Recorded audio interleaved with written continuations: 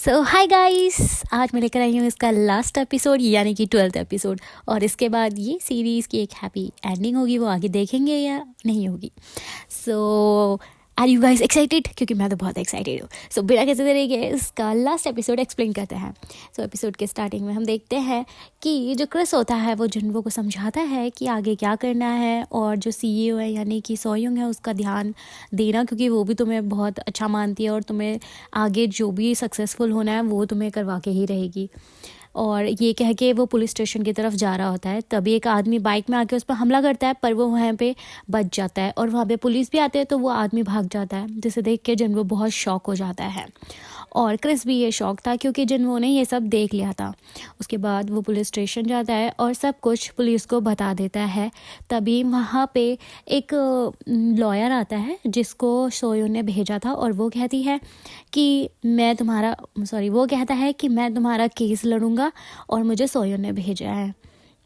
Then scene shift होता है जहाँ पे शिमजिन और जिन्वो दोनों बैठे हुए होते हैं, कुछ बातें करते हैं, और वो उसे कहता है कि मॉम ने तुम्हारे ऊपर बहुत पैसे खर्च किया है, तो प्लीज़ उनका जो भरोसा है वो तोड़ना मत और एक फेमस आदमी बन जाना। और तुम क्रिस की चिंता मत करना, उसके लिए जो मॉम है उन्होंने लॉयर हायर किया है, तो तुम सिर्फ अपना प्रैक्टिस में फोकस करना। तो वो वहाँ पे गिटार वगैरह प्ले करता है, प्रैक्टिस करता है, और ये दोनों बैठ के थोड़ा टाइम स्पेंड करते हैं।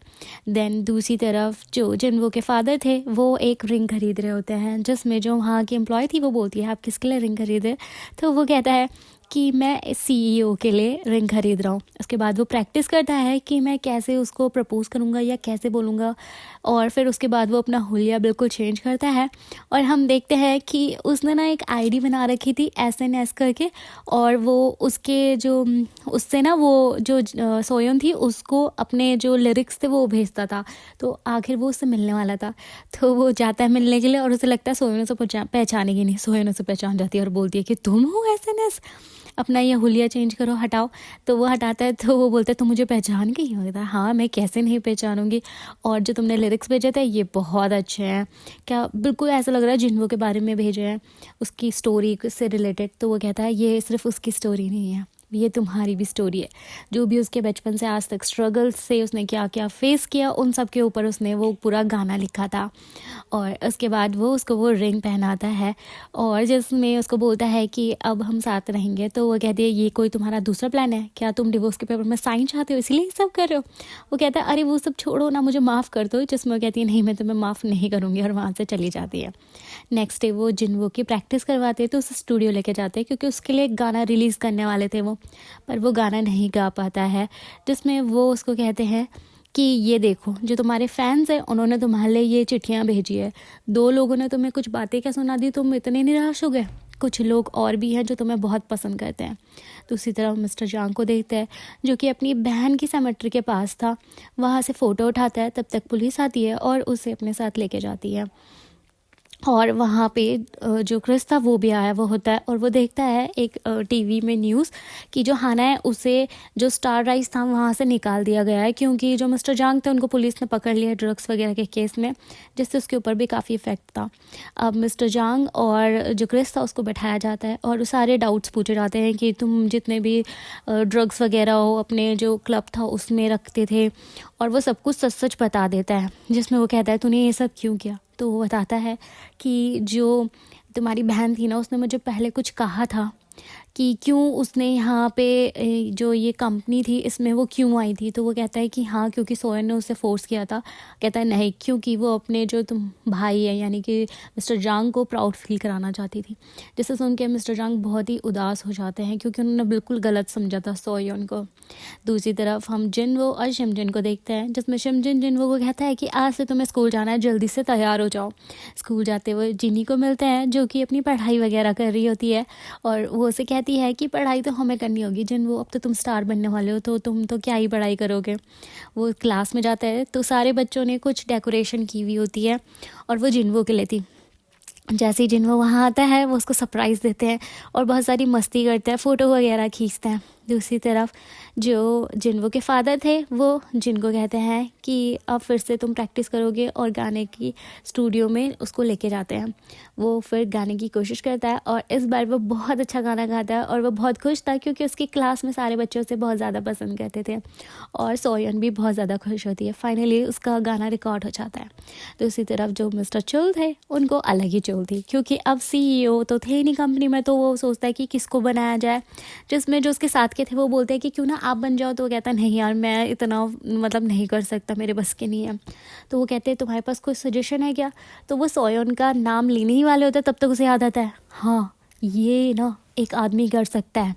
और वो अपने दिमाग में सोचता है, और वो आदमी कौन होगा? गेस, वो होता है शिमयॉन, यानी कि सोयन का हस्बैंड। वो उसे कहता है कि तुमने मुझे यहाँ क्यों बुलाया अपने रेस्टोरेंट में? तो वो कहता है यहाँ का चिकन बहुत फेमस है, तू खाना। तो कहता है हम कोई दोस्त है कि तूने मुझे चिकन खाने के लिए बुलाया? तो वो चिकन खाता है, बहुत खुश होता है, फिर बोलता है बता तूने क्यों बुलाया? वो कहता है कि अब कंपनी में CEO नहीं है, तो मैं सोच रहा था कि क्या तुम CEO बनोगे? और वो ये सुन के शॉक हो जाता है और वो कहता है सच में? ये तो मेरे बहुत पहले से तमन्ना थी। तो फिर वो कहता है हाँ तो बन जाओ ना। तो कहता है नहीं यार, मैं बहुत टाइम से काम नहीं किया, क्यों ना तुम सोयन को बना दो, वो बहुत अच्छी है, सारा काम संभाल लेगी। तो वो कहता है नहीं, क्योंकि उसे पहले निकाल दिया गया है तो उसके लिए बहुत तामझाम होगा, क्यों ना तुम बन जाओ। पर वो सीधा सीधा मना कर देता है कि नहीं मैं नहीं बन सकता, सिर्फ वही है जो इस काबिल है। जिसमें उसका ये प्लान तो यहाँ पे चौपट हो जाता है। अब चुल को कोई और CEO ढूंढना पड़ता है। तो उससे पहले वो सोचता है कि मैं ज़रा अपनी वाइफ से बात कर लेता हूँ। वो घर जाता है, अपनी वाइफ को देख रहा होता है, तो वो कहती है क्या तुम्हें कुछ कहना है क्या? जिसमें उसके पास आता है, इनडायरेक्टली पूछता है उससे कि जब जिन्वो को तुम फेमस कर दोगे उसके बाद तुम्हारा क्या प्लान है, आगे क्या करोगी? जिसमें वो कुछ नहीं बोलती, पर उसके दिमाग में कुछ ना कुछ तो चल रहा ही होता है। तभी उसे एक कॉल भी आता है। दूसरी तरफ शिमजिन जिन वो सब साथ में बैठे हुए होते हैं और बात करते हैं कि अगर तुम्हारा गाना टॉप 100 में आ गया ना तो आगे तुम्हें बहुत प्रमोशन मिलेगा, गाने मिलेंगे और तुम फेमस हो जाओगे, पर अगर नहीं आया तो क्या करोगे? तभी उसे एक कॉल आता है जो कि पुलिस स्टेशन से था, जिसमें शिमजिन बोलता है कि इसका कॉल था। तो वो कहता है पुलिस स्टेशन से कॉल है, कुछ काम है। तो वो कहता है मॉम को बता दो। तो वो कहता है नहीं, ये काम मैं खुद संभाल लूँगा। वो जाता है तो वो देखता है उसकी मॉम ने कुछ फ्रॉड किए हुए होते हैं, इसीलिए उसे वहाँ बुलाया जाता है और कहता है तेरे नाम से किए हैं, तुझे पता है? तो वो कहता है नहीं मुझे कुछ नहीं पता, पर 2 मिनट में अपनी मॉम से बात करना चाहता हूँ। मॉम को लेके जाता है, मॉम को बताता है कि फाइनली मॉम हमारा ड्रीम पूरा होने वाला है, मैं सिंगर बनने वाला हूँ। तो वो कहती है हमारा ड्रीम? कहता है हाँ, बचपन से आज तक आप ही मुझे हर जगह लेके गए हो, आप चाहते थे मैं सिंगर बनूँ और आज मैं फाइनली सिंगर बन रहा हूँ। और ये कह के वहाँ से चला जाता है। और नेक्स्ट डे होता है, जब उसका गाना रिलीज़ हो जाता है तो वो चेक कर रहे होते हैं कि वो टॉप 100 में आया है या नहीं, पर वो टॉप 173 में आया हुआ होता है और वो उदास हो जाता है। तो वो कहती है कि कोई बात नहीं, ये भी बहुत बड़ी बात है, तुम इसमें आ गए हो और आगे के इंटरव्यू के लिए तैयारी करो, इतने में खुश मत हो। तो कहता है ठीक है। उसके बाद उसके कुछ इंटरव्यू होते हैं जिसमें अपनी सारी स्टोरी बताता है। और दूसरी तरफ जो शिम होता है और जो चुल होता है वो यही सोच रहे होते हैं कि CEO कौन बनेगा।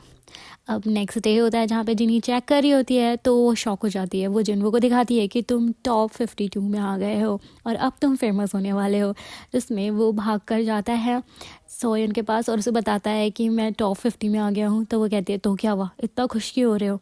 अभी तुम्हें आगे बहुत कुछ करना है और अपनी प्रैक्टिस वगैरह की तैयारी करो। नेक्स्ट डे कुछ प्रोग्राम होने वाला है, वहाँ पे जो कॉन्सर्ट होने वाला था, जिनका होने वाला था, वो आए नहीं, तो तुम करने वाले हो। तो वो खुशी होता है, बोलता है ठीक है। तभी उसे एक कॉल भी आता है जिसमें उसे बहुत अच्छा एक ऑफ़र मिल रहा होता है और वो ऑफ़र हमें आगे दिखाया जाएगा। और वो नेक्स्ट डे जाती है जहाँ पे जो एक बहुत बड़ी कंपनी थी वहाँ से ऑफ़र आया हुआ था जिन्वो को लेने के लिए। तो वो उसे कहता है कि तुम्हें जितने पैसे चाहिए ना तुम मुझे बता दो, और उसे कॉन्ट्रैक्ट देता है। तो वो कॉन्ट्रैक्ट में लिखती है 0।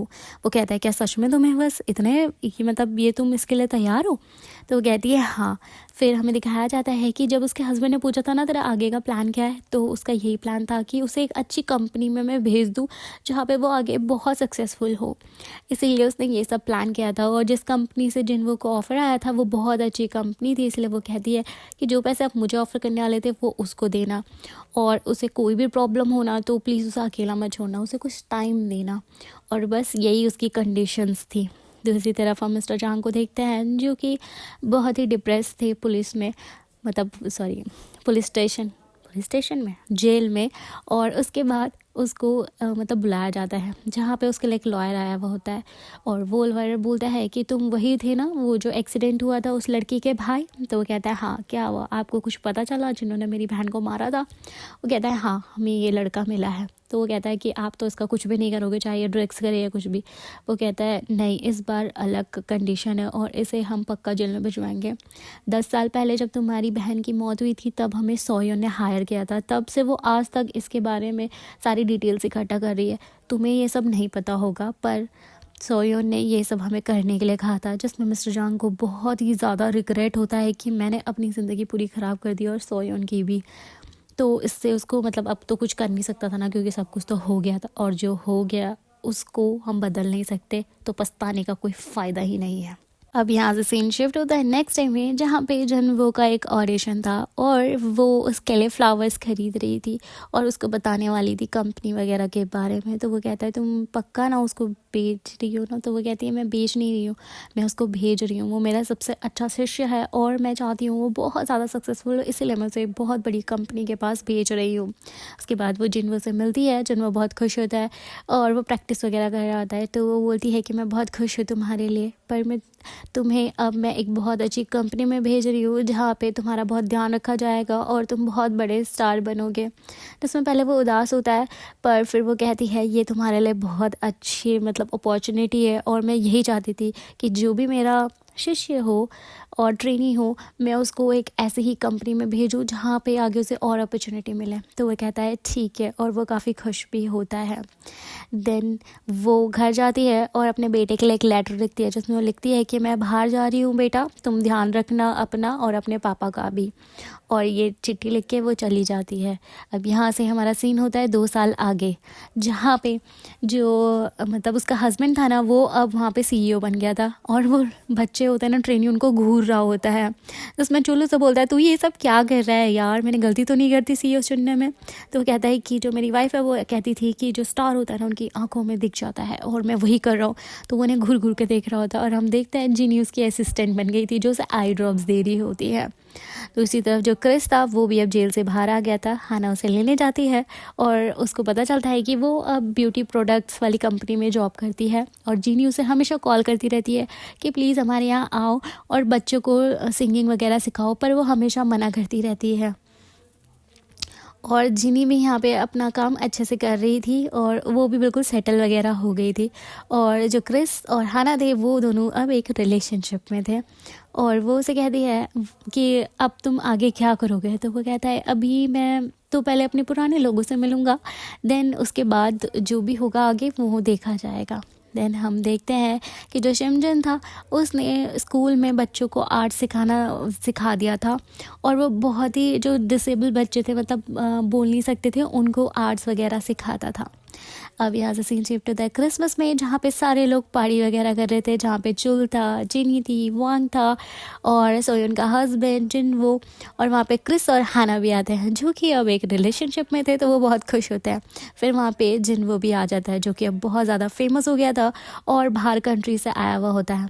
अब वो खुश होता है और फिर बोलता है कि सीईओ कहाँ है, मैं तो उन्हीं से स्पेशल मिलने आया था, क्या वो अभी तक आई नहीं है वो ट्रिप से? जिसमें कहते हैं नहीं अभी नहीं आई। तो वो कहते हैं वो ठीक ठाक है ना, जिंदा है ना? तो कहता है हाँ अभी मेरी बात हुई थी, कह रही थी क्रिसमस में आएगी पर अभी तक आई नहीं।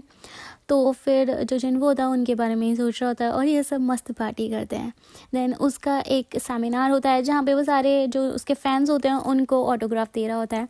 वहाँ पे एक स्पेशल एंट्री होती है और वो जिनवो को बोलती है कि ऊपर देखो, और वो उसे ऊपर देखता है और बोलता है कि अपने कंधे सीधे रखो, और बोलता है कि आप यहाँ? और वो कहती है हाँ, तुम्हारी सक्सेसफुल लाइफ में क्या मैं अब आ नहीं सकती? मैं तुम्हारी बहुत बड़ी फ़ैन हूँ। और यहीं पे हमारा ये एपिसोड ख़त्म हो जाता है, यानी कि सबकी एक हैप्पी एंडिंग हो जाती है। सो गाइस, ये ड्रामा बहुत ही अच्छा था और मुझे नेक्स्ट ड्रामा जल्दी सजेस्ट करना हो क्योंकि ये तो ख़त्म हो गया, अब आगे दूसरा देखना पड़ेगा। तो मिलते हैं नेक्स्ट किसी ड्रामा के साथ, तब तक के लिए bye, take care, good night.